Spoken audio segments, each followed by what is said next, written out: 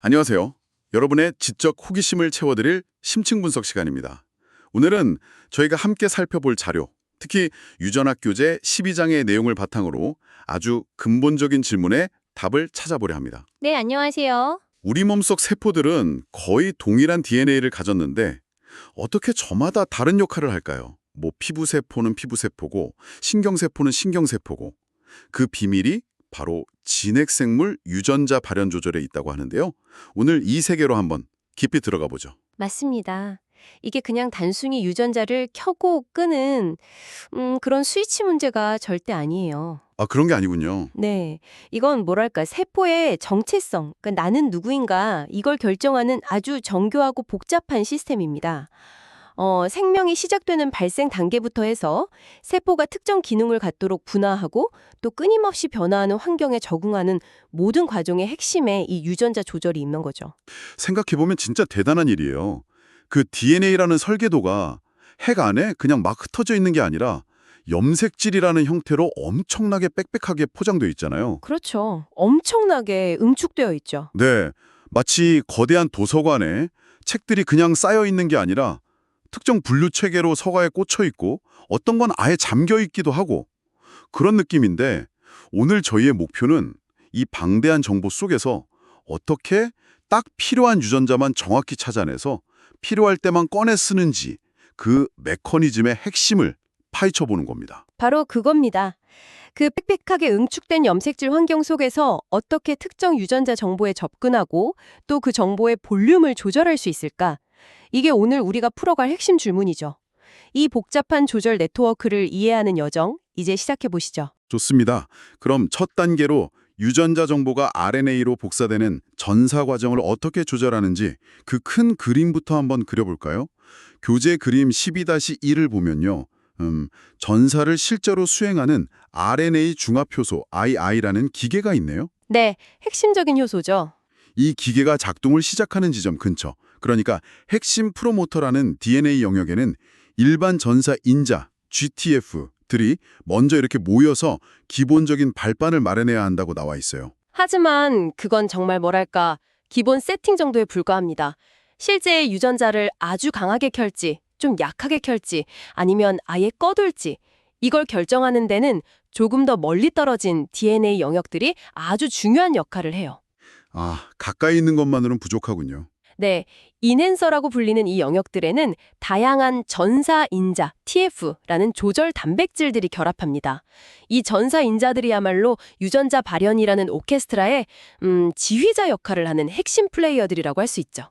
아하, 그러니까 핵심 프로모터와 일반 전사 인자는 기본적인 악기 세팅 같은 거고 멀리 떨어진 인핸서에 붙는 그 전사 인자들이 실제 연주의 강약이나 시작, 정지 이걸 지휘하는 거군요.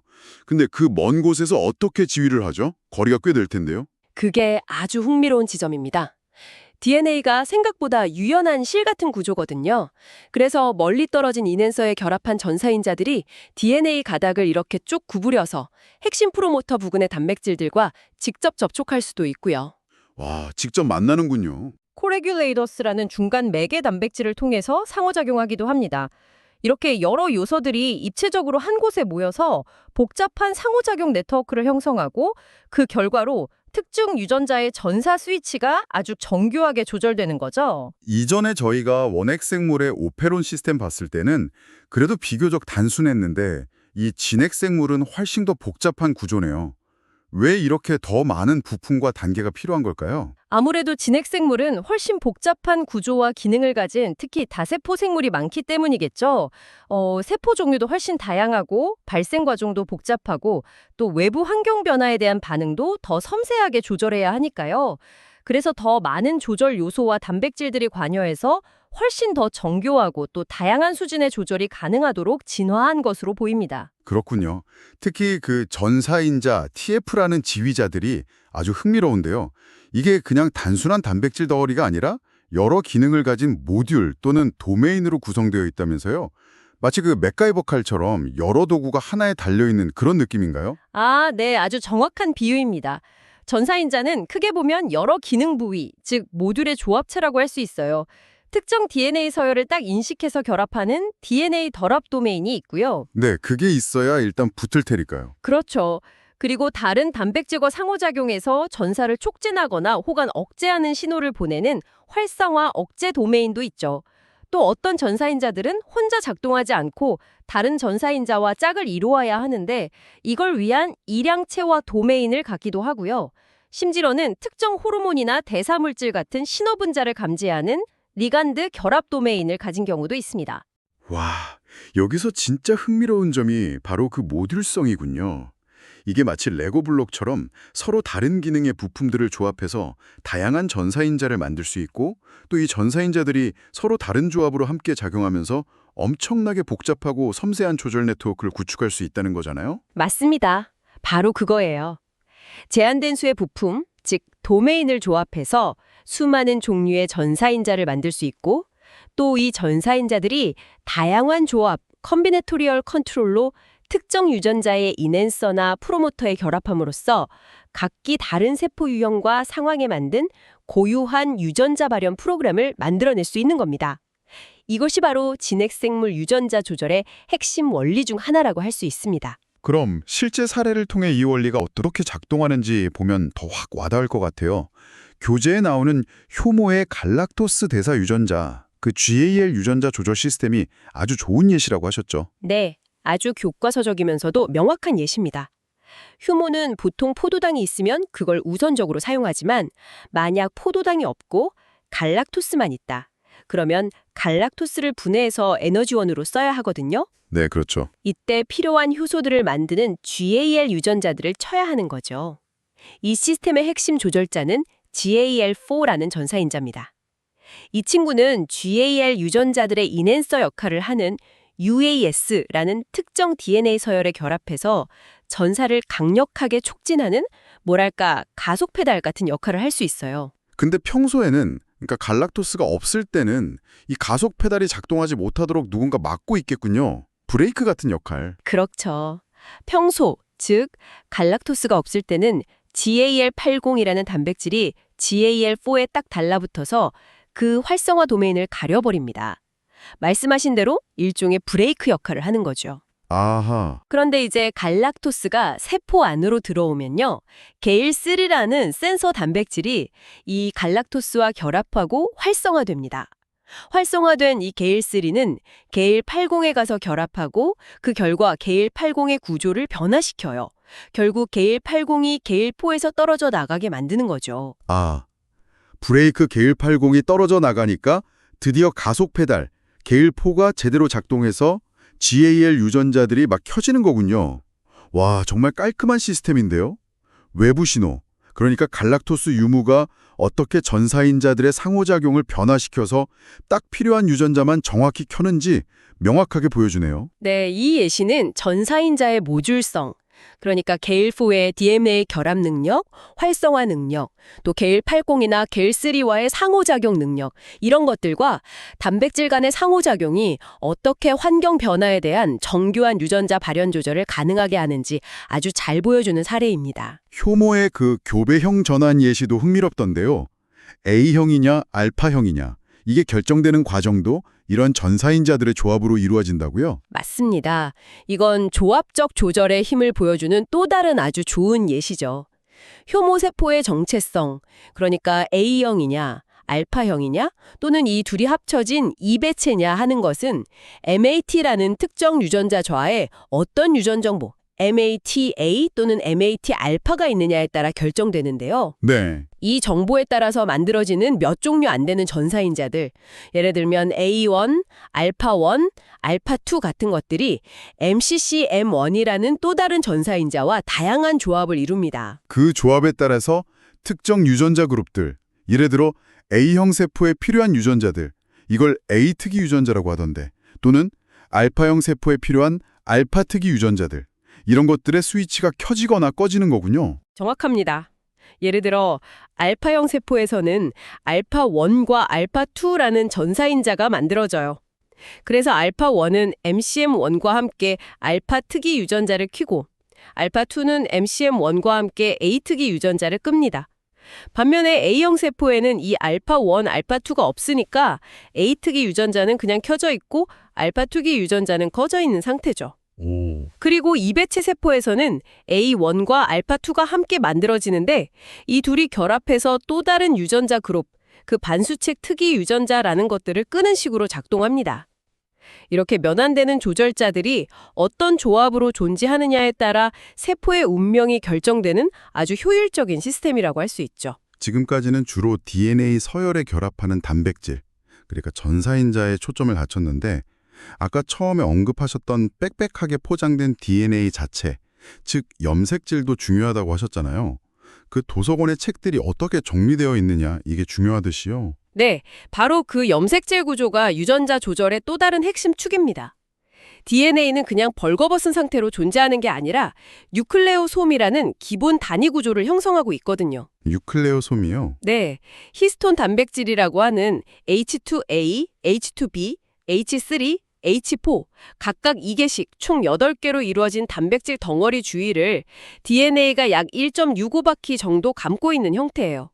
마치 실을 실패에 감아놓은 것과 비슷하다고 생각하시면 됩니다. 그리고 이 뉴클레오솜들이 쭉 연결되고 또 더 복잡하게 접히고 응축되어서 염색질을 이루는 거죠. 그런데 이 염색질도 상태가 다르다고요? 좀 느슨하게 풀린 진정 염색질하고 빽빽하게 뭉친 이질 염색질이 있다고요? 맞습니다. 진정 염색질은 상대적으로 구조가 풀려 있어서 그 안에 있는 유전자들의 전사기구들이 접근하기가 쉬워요. 그래서 유전자 발현이 활발하게 일어나는 영역입니다. 반면에 이질 염색질은 매우 빽빽하게 응축되어 있어서 유전자 접근이 거의 불가능합니다. 주로 유전자 발현이 억제된 영역이나 염색체의 구조 유지에 중요한 동원체, 텔로미어 부위 등에서 발견되죠. 여기서 중요한 점은 이 염색질 구조가 그냥 고정된 게 아니라는 거죠. 단순히 DNA를 담는 포장지 역할만 하는 게 아니라 그 자체가 조절의 대상이 된다는 말씀이신 거죠. 바로 그겁니다. 염색질 구조는 매우 동적이에요. 고정된 게 아니라 계속 변합니다. 특정 유전자를 켜야 할 때는 그 주변의 염색질 구조가 느슨하게 풀려야 하고 꺼야 할 때는 다시 빽빽하게 응축되어야 하죠. 따라서 염색질의 구조를 변화시키는 메커니즘이 유전자 조절에서 필수적입니다. 이것이 바로 염색질 수준에서의 조절이라고 부르는 영역입니다. 그럼 그 염색질 구조는 어떻게 바꾸는 건가요? 빽빽하게 뭉쳐있는 걸 좀 풀거나 느슨한 걸 다시 뭉치게 하는 방법이 있나요? 크게 보면 두 가지 주요 전략이 있습니다. 첫 번째는 염색질 변형이라고 부르는 것이고 두 번째는 염색질 리모델링입니다. 염색질 변형이요? 이건 마치 염색질 위에 작은 포스트잇 같은 화학적 표지를 붙였다 떼었다 하는 뭐 그런 거랑 비슷할까요? 그 히스톤 단백질의 꼬리 부분이나 아니면 DNA 자체에 화학적인 변화를 주는 방식입니다. 히스톤 꼬리에 있는 특정 아미노산에 아세틸기를 붙이는 아세틸화, 메틸기를 붙이는 메틸화, 인산기를 붙이는 인산화 등이 아주 대표적이죠. 이런 화학적 표지들이 붙으면 어떤 의미를 가지게 되나요? 뭐 특별한 신호 같은 건가요? 네, 어떤 종류의 표지가 어느 아미노산 위치에 붙느냐에 따라 다른 의미를 전달합니다. 예를 들어서 히스톤의 라이신 잔기에 아세틸기가 붙는 아세틸화는 보통 염색질 구조를 느슨하게 만들어서 유전자 발현을 촉진하는 켜짐 신호로 작용하는 경우가 많아요. 아, 아세틸화는 주로 켜는 쪽이군요. 네, 반면에 메틸화는 이게 붙는 위치나 또 몇 개가 붙느냐, 하나, 줄 또는 셋에 따라서 활성화 신호가 되기도 하고 아주 강력한 억제 신호가 되기도 합니다. 그래서 마치 컴퓨터 코드처럼 이런 다양한 변형들의 조합이 특정 생물학적 결과를 가져온다는 가설을 히스톤 코드라고 부릅니다. 그 코드를 읽는 단백질도 있다고요? 마치 바코드 리더기처럼요? 네, 그렇습니다. 특정 히스톤 변형을 인식하고 결합하는 리더 단백질들이 있어요. 예를 들어서 아세틸화된 라이신을 알아보는 브로모도메인 함유 단백질이나 메틸화된 라이신을 알아보는 크로모도메인 함유 단백질 같은 것들이 있어서 이들이 신호를 해석하고 다음 단계의 조절 과정을 유도하는 거죠. 아, 그리고 DNA 자체의 시토신, C 염기에 메틸기가 붙는 DNA 메틸화도 아주 중요한 변형인데요. 아, DNA에도 직접 붙는군요. 네, 특히 CpG라는 특정 서열에서 주로 일어나는데 이것도 일반적으로는 유전자 발현을 억제하는 표지로 알려져 있습니다. 포유류 발생 과정이나 뒤에 나올 각인 현상 등에서 매우 중요하게 작용하죠. 흥미롭네요. 이런 화학적 표식들을 마치 DNA 위에 붙는 주석이나 메모 같다는 생각이 드네요. 그럼 두 번째 전략인 염색질 리모델링은 뭔가요? 이건 포스트잇이 아니라 구조 자체를 바꾸는 건가요? 책장 위치를 옮긴다거나 하는 식으로? 맞습니다. 염색질 리모델링은 ATP라는 에너지를 사용해서 염색질의 물리적인 구조를 직접 바꾸는 과정입니다. ATP 의존적 염색질 리모델링 복합체라는 단백질 기계들이 이 역할을 하는데요.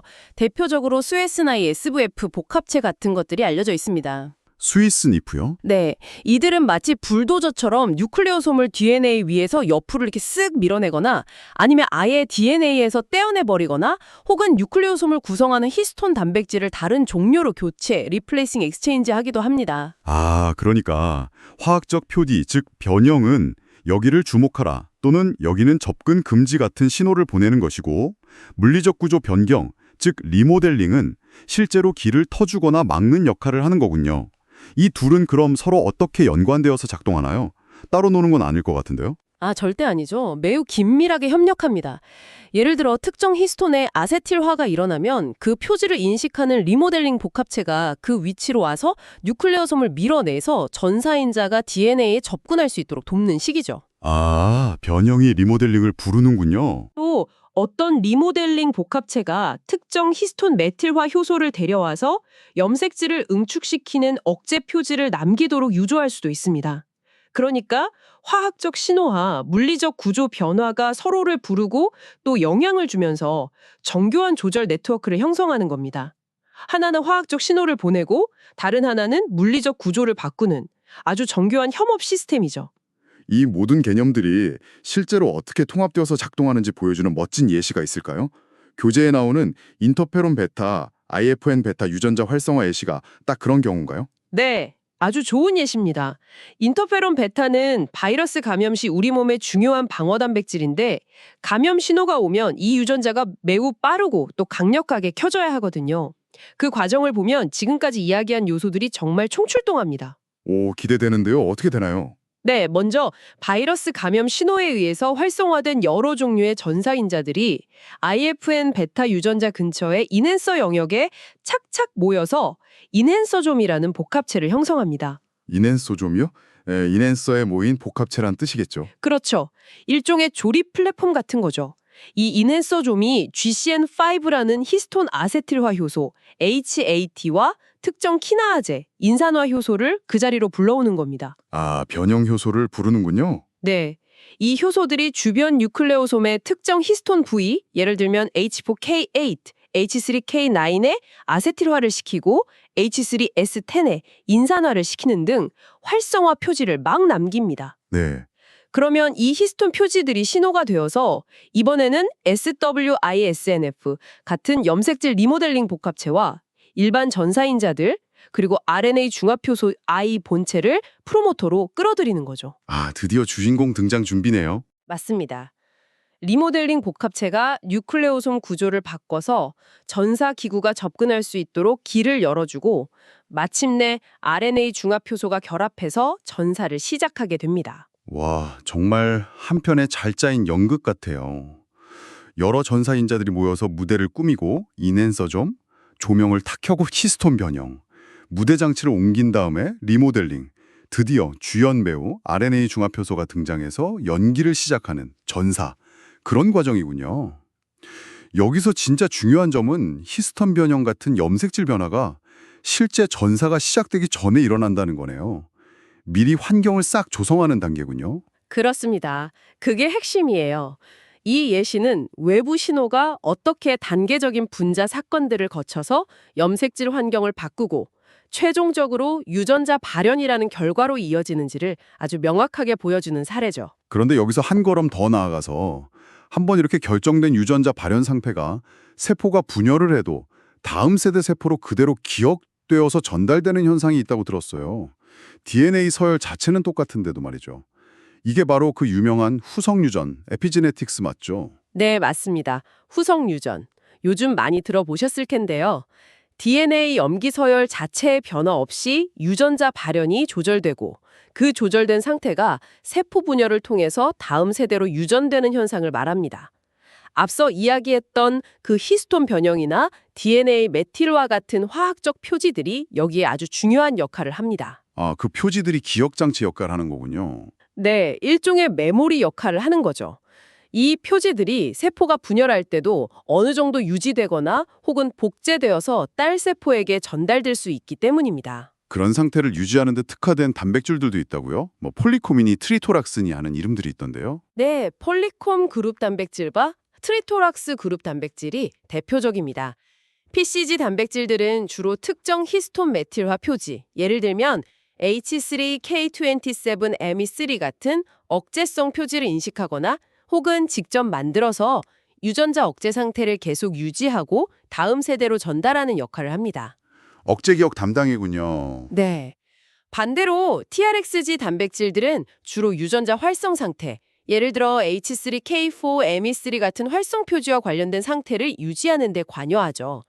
이들은 마치 세포의 상태 기억 장치처럼 작동한다고 볼 수 있습니다. 유전자 자체는 멀쩡한데 주요 환경, 그러니까 염색질 상태 때문에 발현이 달라지는 고전적인 예시로 초파리 눈 색깔 연구, 그 위치 효과 다양성 PEV라는 것도 있던데요. 아, 네. 헤르만 뮬러의 아주 유명한 연구죠. 원래 붉은 눈 색깔 유전자가 정상적으로 발현되던 자리에 있다가 염색체 재배열 같은 이유로 이질 염색질 근처로 옮겨가게 되면요. 어떤 세포에서는 그 유전자가 이질 염색질의 영향으로 억제되어서 흰색 반점이 생기고 또 어떤 세포에서는 정상적으로 발현되어서 붉은색을 띠는 그런 모자이크 형태의 눈이 나타나는 현상입니다. 유전자 자체는 이상 없는데 위치만 바꿨을 뿐인데 그렇죠. 유전자 서열은 그대로인데 뭐랄까 이질염색질이라는 나쁜 동네로 이사 갔더니 유전자가 침묵하게 되고 그 침묵 상태가 세포 분열 후에도 계속 유지되는 거죠. 후성 유전적 조절의 아주 대표적인 예입니다. 후성 유전의 또 다른 흥미로운 예로 유전체 각인, 제노믹 임프린팅 현상도 있죠. 이건 부모님 중 누구에게서 물려받았는지에 따라서 유전자 발현이 달라지는 거라고요? 교재에 생지 IGF2H19 유전자 예시가 있던데요. 네, 유전체 각인. 이것도 아주 신기한 현상인데요. 특정 유전자에 마치 아버지 도장 또는 어머니 도장이 찍혀 있어서 그 도장에 따라서 발현 여부가 결정되는 현상입니다. 생쥐의 경우 예를 들어 성장인자인 IGF2 유전자는 아버지로부터 물려받은 염색체에서만 발현되고 어머니로부터 물려받은 염색체에서는 발현되지 않습니다. 반면에 바로 그 옆에 있는 H19이라는 유전자는 반대로 어머니 염색체에서만 발현되죠. 아니, 똑같은 유전자인데 누구한테 받았냐에 따라 켜지고 꺼지는 게 다르다니. 그 도장이 바로 아까 말한 DNA 메틸화 같은 후성 유전적 표지인 거군요? 정확합니다. 그 도장이 바로 DNA 메틸화 패턴이에요. 아버지 염색체에서는 IGF2 유전자 근처에 특정 조절 부위, ICR이라고 부릅니다. 가 메틸화되어 있어요. 그래서 절연체 역할을 하는 CTCF라는 단백질이 거기에 결합하지 못하고 결과적으로 인앤서가 IGF2를 켤 수 있게 됩니다. 아, 메틸화 때문에 CTCF가 못 붙는군요. 네, 반면에 어머니 염색체에서는 그 ICR 부위가 메틸화되어 있지 않아요. 그래서 CTCF가 거기에 딱 결합하고 이게 마치 벽처럼 작용해서 인앤서가 IGF2는 못 켜게 막고 대신 H19을 켜게 되는 거죠. 이 메틸화 패턴은 정자, 난자 같은 생식세포 형성 과정에서 미리 정해져서 다음 세대로 전달됩니다. 아마도 특정 유전자의 발현량, 즉 용량을 정교하게 조절하기 위한 전략으로 생각됩니다. 마지막으로 살펴볼 후성 유전 현상은 정말 스케일이 큰데요. 바로 X염색체 불활성화입니다. 포유류 암컷은 XX, 수컷은 XY니까 X염색체가 암컷의 2개잖아요. 근데 수컷과의 유전자 양 차이를 맞추기 위해서 둘 중 하나를 통째로 꺼버린다고요. 네, 이것은 유전자 용량 보상의 아주 극적인 예시라고 할 수 있습니다. 암컷 포유류의 발생 초기 단계에서 2개의 X 염색체 중 하나가 무작위로 선택되어서 거의 완벽하게 불활성화됩니다. 한번 불활성화된 X 염색체는 그 세포가 계속 분열해도 딸 세포들에서 계속 불활성 상태로 유지되죠. 그 외에 삼색털 고양이 얼룩무늬 있잖아요. 아, 네네. 알록달록한 거요. 그게 바로 이 X 염색체 불활성화 때문에 나타나는 대표적인 현상입니다. 어떤 세포에선 아빠 X가 꺼지고 어떤 세포에선 엄마가 꺼져서 털 색깔 유전자가 다르게 발현되는 거죠. 아니, 이 거대한 염색체 하나를 어떻게 통째로 끌 수가 있을까요? 여기서도 후성 유전적 메커니즘이 핵심이겠죠, 당연히. 그렇습니다.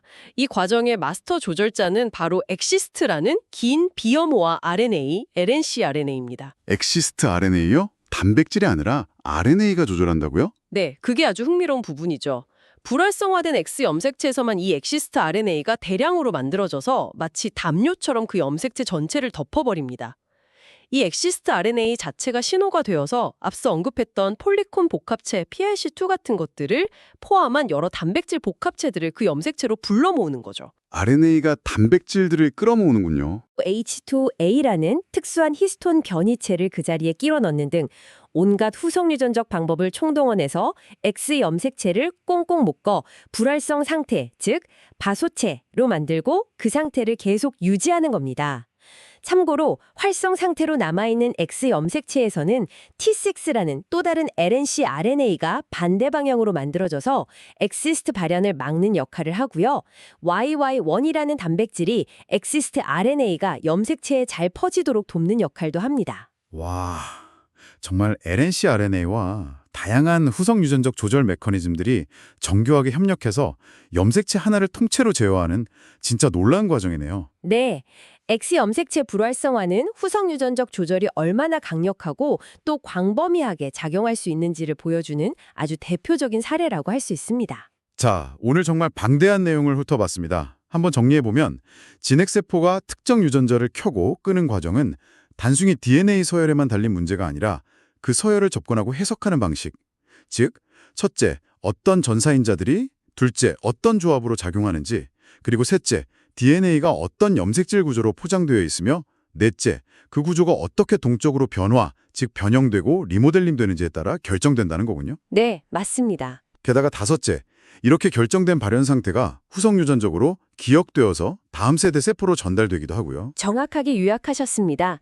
이 모든 과정이 아주 유기적으로 연결되어서 세포의 정체성을 결정하고 발생, 분화, 환경 적응 같은 생명현상의 거의 모든 측면을 조율하는 기반이 되는 거죠. 결국 세포의 운명은 DNA 설계도 자체뿐만 아니라 그 설계도를 어떻게 읽고 해석하는지에 달려있다. 뭐 이렇게 볼 수 있겠네요. So, what does this all mean? 이 복잡하고 정교한 시스템을 이해하는 것이 왜 중요할까요? 이 조절 메커니즘에 이상이 생기면 정말 심각한 결과를 초래할 수 있습니다.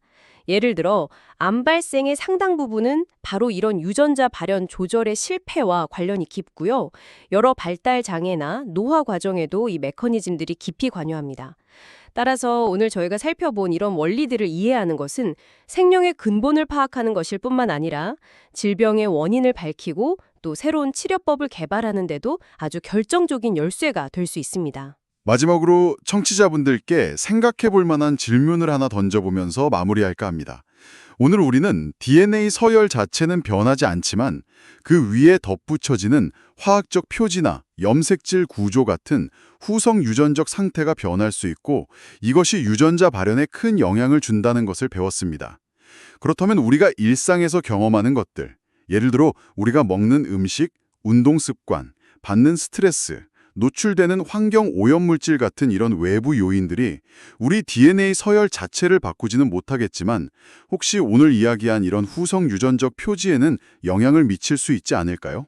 아주 중요한 질문인데요. 만약 그렇다면 우리의 생활 방식이 장기적으로 우리 건강이나 심지어는 다음 세대에게까지 어떤 영향을 줄 수 있을지 한번 고민해 보시면 매우 흥미로울 것 같습니다. 네, 아주 의미 있는 질문입니다. 실제로 그 후속 유전학과 환경의 상호작용은 현재 매우 활발하게 연구되고 있는 중요한 분야입니다. 네, 오늘 정말 깊이 있는 분석 함께해 주셔서 감사합니다. 다음 시간에도 흥미로운 주제로 여러분의 지적 여정을 돕겠습니다. 네, 감사합니다.